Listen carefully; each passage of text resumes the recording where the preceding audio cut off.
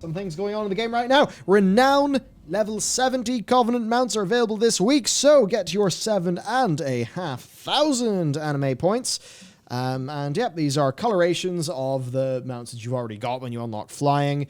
You'll get those at Renown Cap 70, so you'll get the, I think, very cool looking, like, white Achelon. Yeah, so you get that. You get the sort of Plaguefly boy. You get the Never-Ending Journey, isn't it? Sort of flying wolf. I mean, not, is it really that? You know what I mean? Sort of wolfy face dragon. You get that. I quite like that one. And you get the Obsidian Gravewing. So you can get those for 7,500 anima. Also, in TBC Classic, Overlords of Outland is out. I will say, I like these little trailers they put together for him. It's just kind of... It's kind of neat seeing the TBC content, but kind of like given that, like, you know, nice, slick combat footage. Yeah, they've used modern tools in it. Yeah, so there you go. Now, what I did find to be interesting, because to be honest with you, right, look, my extra game time has been going into, well, okay, when I could still be playing lots of video games, it was going to FF14.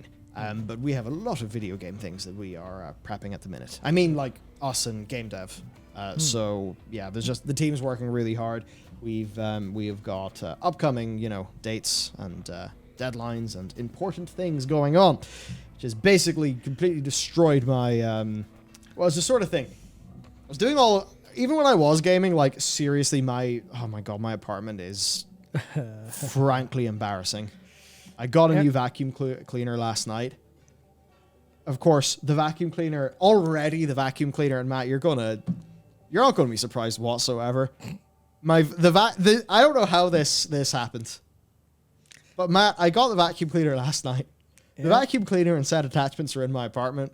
Oh, for fuck's sake. The charger's in my girlfriend's apartment. You're a fucking idiot, Jesus Christ. And the vacuum cleaner wants me to charge it to 100% before I use it to like condition the battery or whatever. So anyway, basically, point being, I am an absolutely fucking shameful waste man, and we have a pretty fucking incredible amount of work to get done from the game dev side. Also, like, Dakor is like not like, you know, researcher anymore. He's actually producer on the team. Yeah, so we've been doing a bunch of work with you know, his updated you know, job title, which by the way has been fucking awesome. Oh my god. Oh my god. It's been great. We were experimenting with freelancing. Well, we got Rasmus. He does work for Echo as well, I believe. We got Rasmus helping us out. He's off in Portugal, sending us, you know, on Twitter, nice pictures of his Portuguese coffees while we're here in rainy old Northern Ireland. But it was great, you know. Got Rasmus on to help with some thumbnails for the Clips channel. Which, by the way, Rasmus, fucking great job. That one of Matt and P-Lab that was great. Actually had us fucking cracked up. Laced, of course, you'll know Laced from YouTube. Because John was off yesterday. John came into work today. I mean, not physically. Logged into work today. He's in Wales and we're in Belfast. But we got happy messages anyway, because he arrived in with a fresh video to edit, and Laced had, you know, we had him getting a bunch of B-roll, you know, a bunch of clips, and he did an absolutely fucking stellar bang-up job. Just gorgeous stuff. So all of these things are great for the content pipeline, but I mean, yeah, I legit, I think I have about 5 loads of washing to do. I've got to vacuum the entire apartment. I've got to clean everything has went to shit. So basically my gaming time's fallen to pieces, which is why, you know, maybe if it wasn't for FF and stuff, I would have got a little bit of TBC Classic, but fuck me, it just didn't happen with life's a bit of a bastard sometimes. But here's what interested me.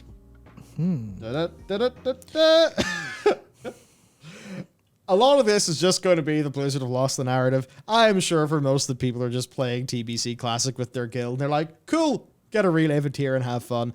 But from what I understand, there's a significant issue with bots. I don't exactly know where Blizzard are. I know they were testing a bunch of solutions to the faction balance and PvP issue. I remember their initial solution got a lot of kickback from players, but to be honest with you, I haven't really massively... I remember Esfand made a post, I think, about like just, it was like a critique of it, and I legit can't remember what he said, other than I thought, well, that seems broadly agreeable.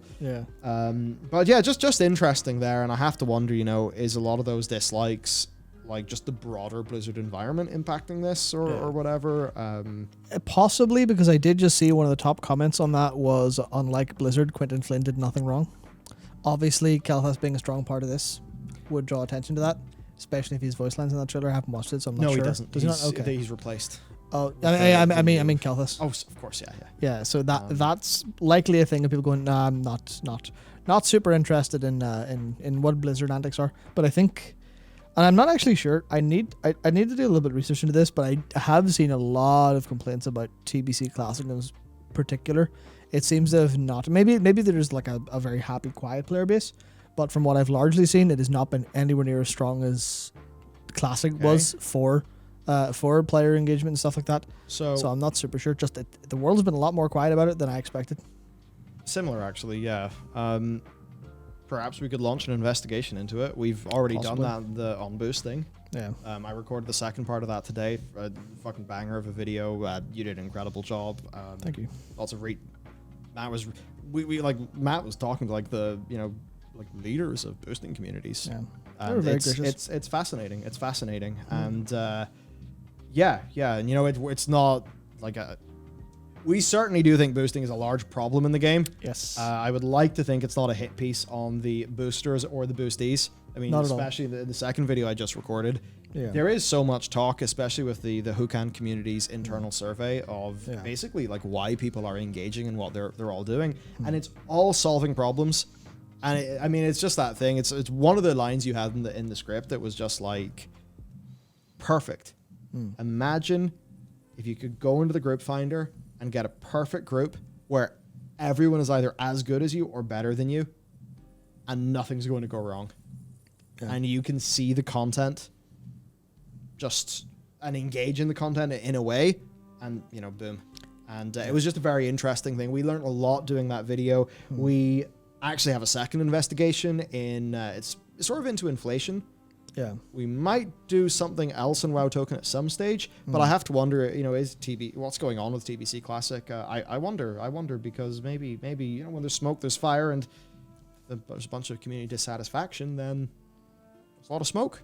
So we should probably go and see what the fire is. Yeah, that's one of the things because it would be a crying shame, and for me, it's like I don't want this to happen to Wrath.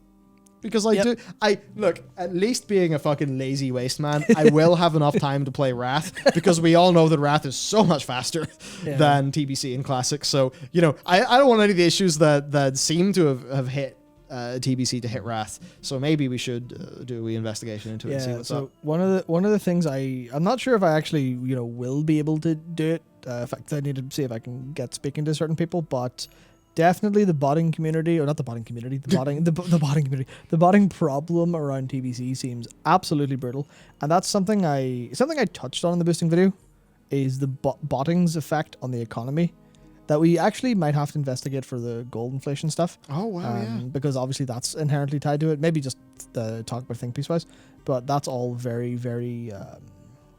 It's all connected in a way, and I think that bots are a massive problem that people aren't really seeing or feeling. Less so in like current World of Warcraft, because Shadowlands isn't super important on the economy front or anything like that.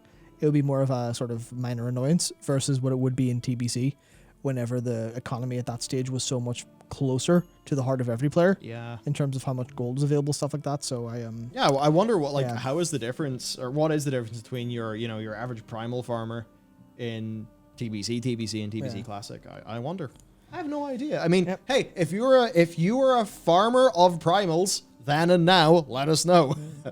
So there you go. Now, in terms of the content, of course, it means the Serpent Shrine Cavern is there, the Eye is there, it's Arena Season 2, and the Ogrela and Chitauri Skyguard dailies are there too, as long as Guild Banks, which I believe were pulled forward from, I forget the patch.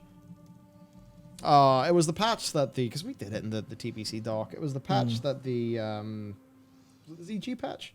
Sorry, the ZA patch.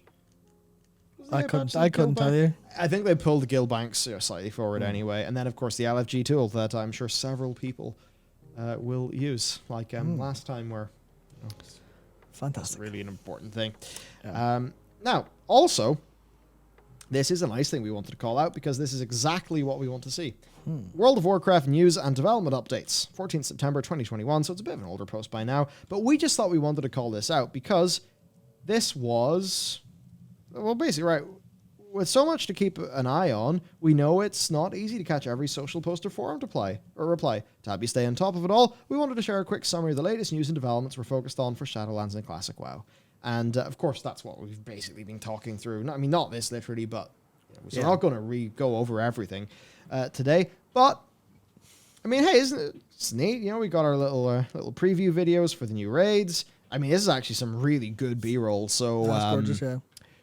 We're just going to download that and probably use that in videos. Yoink.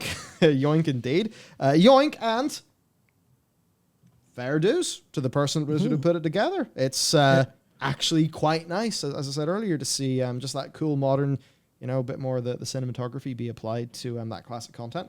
And then, them talking about the road to 9.1.5, sharing a bunch of the changes that have been made. This is 100% precisely what we want to see. More communications from the WoW development team. This is just great. Yeah, what a concept. Simple as that. And, it's like a world where people see, Mikey Barra talk about WoW. People see, I think one of the MVPs in the WoW team right now, just in terms of, I think, making players, feel a bit more at ease, would, of course, be Josh Augustine. Oh, Augustine's a great job. Josh or Joshua, forget which one he goes by. But he's been way more active in just sharing things on Twitter. Even, those... I mean, he doesn't get flack for anything that he says because everything that he says is good. Yeah, but, the broad environment. But even in the face of that, he's reaching out, and I think people really appreciate that. I think it's really, really good to see, and it's just good. It's good whenever people are stepping up to the plate. You got to give them their fair dues, give them their credits. So good on you, good on you, Mr. Augustine, and whatever it is, that is probably a little bit of fear, maybe some numbers going down that's maybe made them realize. I mean, I'm not saying this for Josh, I'm sure there's loads of people in the WoW dev team who have wanted to be able to take to Twitter and to share more about the stuff they do because, funnily enough, most of them are almost certainly very passionate about the game. Yeah. But, structurally, it seems like something has changed at Blizzard that they're more able to share these development updates. So I think that is great. And if we can get this going good now for the 9.1.5 PTR, then if we see it good for the 9.2 PTR, then that does make me feel better about a future beta. Yeah, happy days. So that's just, good. And we wanted to call out here that as much as, we're going to see the same mistake being made again with, the Valor Point box and the Corthian armaments, we do have to, we have to call a spade a spade. And whenever it's a good spade, it's a good spade. So it's good. So, more communications is good. There we go. That's that. That's the WoW news done. Yep, that was a lot of news. God damn, we've been at this for. This may have been incorrectly pasted here because this is in fact not report woman turned into bowl of fruit. This is WoW news stream.